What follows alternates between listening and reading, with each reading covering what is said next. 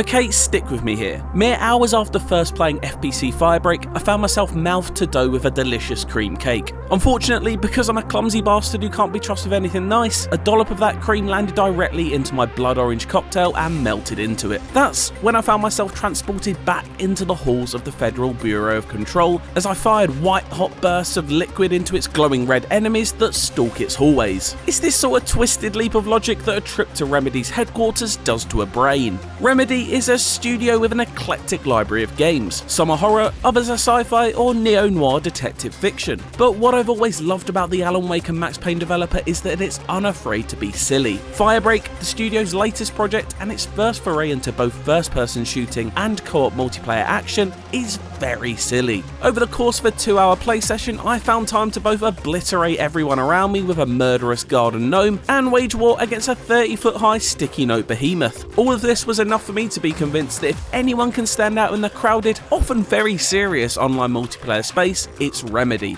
and its unique desire to inject the weird into everything it makes.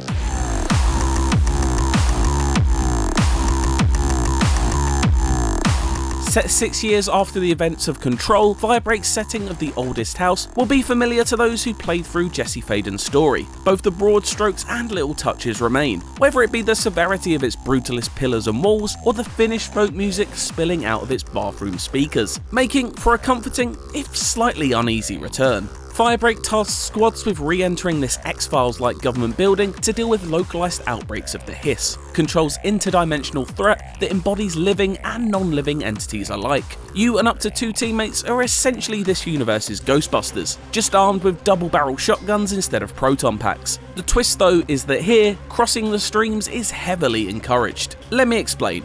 Outside of your standard arsenal of pistols and rifles, you can pick from 3 different kits. Essentially Firebreak's classes, each kit aids the team in different ways, both offensively and defensively. The Fix kit, for example, allows you to quickly mend machines such as ammo stations and healing showers. FBC employees top up their HP by getting drenched with water. I did say this was all very silly. The Splash kit, meanwhile, arms you with a hydro cannon that can both restore teammates' health bars and douse enemies in water. And finally, the Jump kit comes with a short-range electrokinetic charge impactor that can shock foes and stop them in their tracks. Each kit has its own individual uses, but when combined, they conjure up devastating results. You can likely already imagine what sending a high voltage bolt of electricity into a soaking wet mob might achieve, but here's a look anyway. Watch it! Teamwork and communication are key in Firebreak then, because although the whole game is playable solo, it's clear that the intention is for 3 players to come together, especially when things really start to get hectic. All of FBC's Firebreak's missions, known as jobs, ultimately use the same structure. Get in, achieve your objectives, and then return to the elevator you entered the level in. My first assignment was simple. My team had to fix 3 faulty heat fans in the building's furnace before swiftly retreating back to the safety of the elevator. But as I said earlier, things get hectic. Up next was Paper Chase, a mission involving the destruction of thousands of scattered sticky notes, and it was an entirely different experience from our breezy fan maintenance job.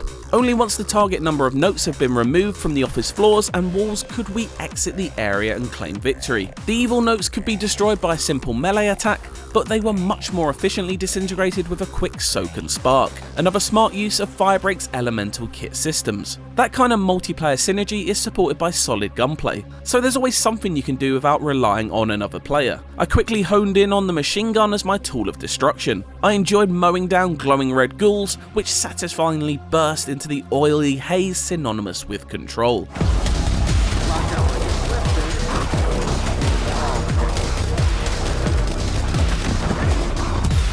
The third mission took place in the oldest house's Black Rock Quarry and required the most teamwork of the bunch. Shooting squelchy leeches from the cavernous walls grants you lethal radioactive pearls that need to be contained in a shuttle. Safely locked up, these can then be moved along a track to deeper areas of the quarry. It was the most challenging mission of the set and really did stress the need for good communication. The need to take regular shower breaks to rinse off the radiation, droves of enemies, and insta-kill astral spike entities all hindered our progress. I did still manage to have fun though, even if it got incredibly hectic at times.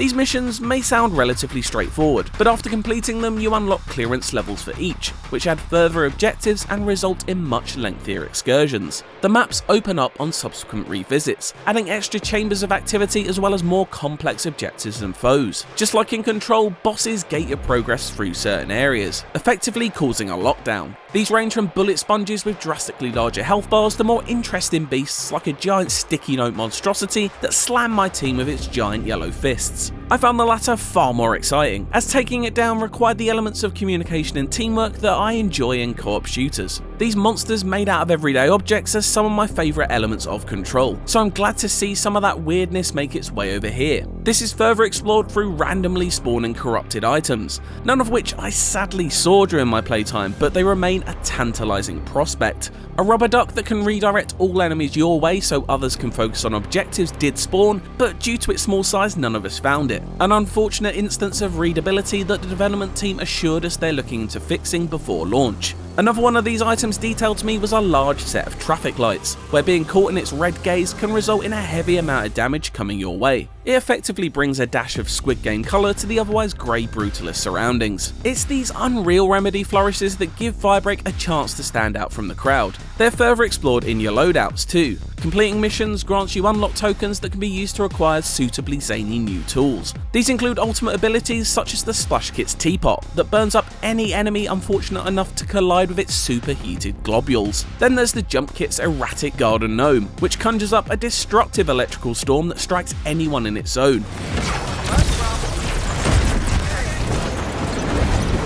That ability in particular ensured chaos often reigned during my time with Firebreak. Most of the time it's good fun, with swarms of enemies destroyed through chaotic scrambling and juggling of abilities. Sometimes though there's just too much going on screen and it all becomes a bit indecipherable. There are strong foundations here, but my small number of concerns all boil down to readability. Sometimes it's unclear where you should be heading on the maps, other times it's working out how to avoid hosing your allies down with friendly fire damage, or picking out exactly who the boss is amidst a horde. There's simply a lot going on here, and with bursts of colour popping off everywhere, it can be a little overwhelming when trying to play tactically and precisely. This is a concern I'm assured that the Firebreak devs are well aware of though, and they plan to make active improvements to the shooter's overall readability before its June 17th launch. Firebreak will feature 5 jobs at release, with 2 more promised before the end of 2025.